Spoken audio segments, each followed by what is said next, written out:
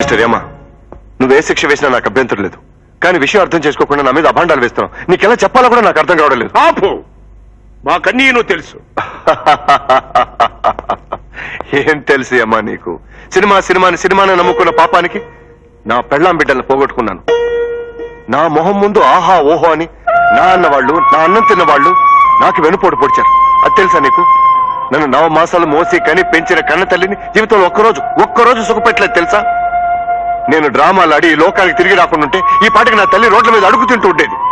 ఏం తెలిసేమా నీకు? యమలోకానికి వచ్చిన పాపులు ఎందుకు పాపం చేశారో కూడా తెలియకుండా ఈ చిత్రగుప్తుడు చెప్పిన లెక్కలు విని శిక్ష వేయడం మాత్రం నీకు తెలుసు, అంతే. నేను ఇంకా జీవితంలో స్థిరపడలేదు. నేను డైరెక్టర్ని కావాలి, ఆ తర్వాతే పెళ్లి అని చెప్పినా వినకుండా నా తల్లి నాకు బలవంతంగా పెళ్లి చేసింది. పెళ్లికి ముందు అమ్మ చుట్టూ తిరిగే నేను పెళ్లైన తర్వాత నా భార్యకు మరీ దగ్గర అవడం నా తల్లికి నచ్చలేదు. నా తల్లి ప్రేమ ఎక్కడ లాగేసుకుంటుందేమో, నా బిడ్డకు నేను దూరం అయిపోతానని భయంలో ఉన్నప్పుడు నా భార్య చీటికి మాటికి అపాండాలు వేసి అన్నిటికీ తప్పులు పెట్టి నా జీవితాన్ని నరకం చేసింది. అత్తాకోడల గొడవల మధ్య, పోట్లాట్ల మధ్య నలిగిపోయి విసిగిపోయి ఏమీ మాట్లాడలేకుండా మూగవాడిని అయిపోయాను. ఎందుకో తెలుసా?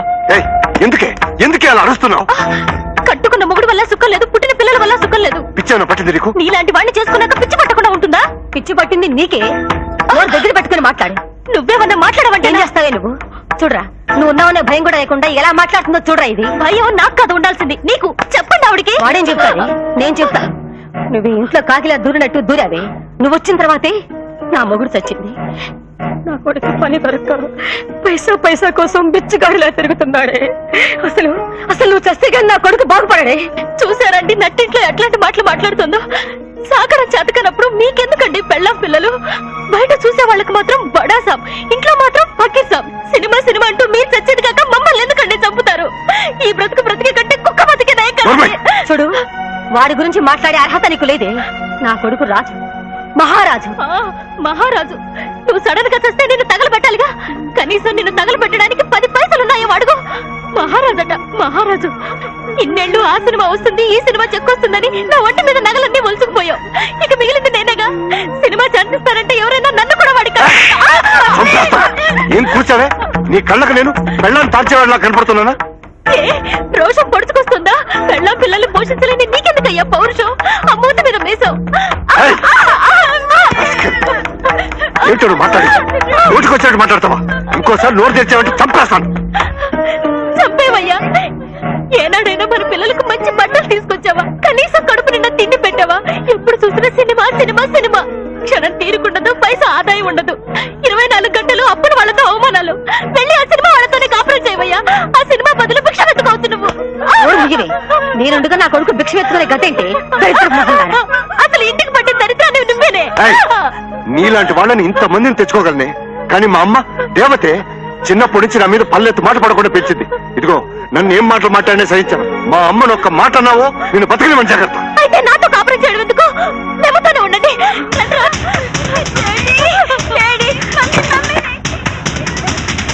జ్యోతి కల్చరు, జ్యోతి కల్చరు, జ్యోతి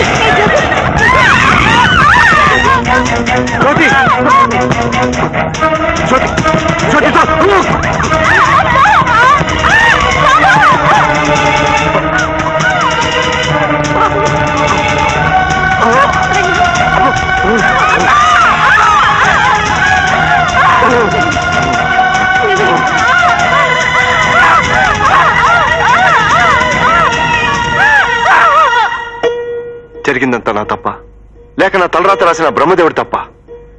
నా పెళ్ళాం బిడ్డలు ఎలాగో సుఖపడలేదు, నాకు కాకుండా పోయారు. నాకు అసలు సుఖపడాలన్న ఆలోచనే లేదు. ఇన్ని బాధలు పడ్డా, ఇన్ని కష్టాలు పడ్డా నేను ఎప్పుడు నవ్వుతూనే ఉంటాను. ఎందుకో తెలుసా? నా కోసం బతికే మా తల్లి బాగుండాలి, ఆమె సంతోషంగా ఉండాలని. ఒకసారి హార్ట్అటాక్ వచ్చింది. నేను ఎక్కడ చచ్చిపోతానేమోనన్న భయంతో ఆ రోజే ఇన్సూరెన్స్ పాలసీ చేశాను. కానీ పాలసీ నా చేతికి రాకముందే షూటింగ్ లో హార్ట్అటాక్ వచ్చి చచ్చిపోయాను. ఈ విషయం మా అమ్మకు తెలుసుంటే వెంటనే గుండెకి చచ్చిపోయిండేది. నా అదృష్టం కొద్దీ ఆమె అప్పుడే తీర్థయాత్రలకు వెళ్ళింది.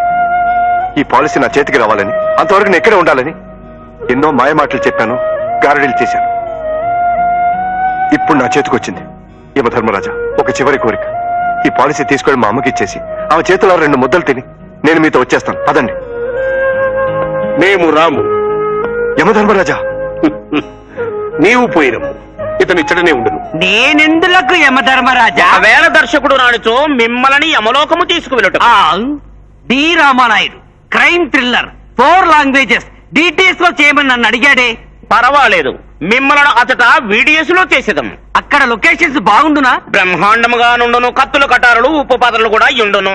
అయినచో సరే. చిత్రగుప్త, ప్రభు.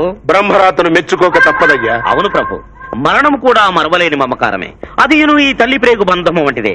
మరి అంతటి వ్రాతను వ్రాసిన ఆ సృష్టికర్తను తప్పకుండా మెచ్చుకొని తీరవలసిందే. తలరాతను ఎవ్వరూ మార్చలేరు. ఎవరు చేసిన కర్మము వారు అనుభవించక తప్పదు. పద, రంభా ఊర్వశి మెనకలను తీసుకువెళదాం. పదండి ప్రభు.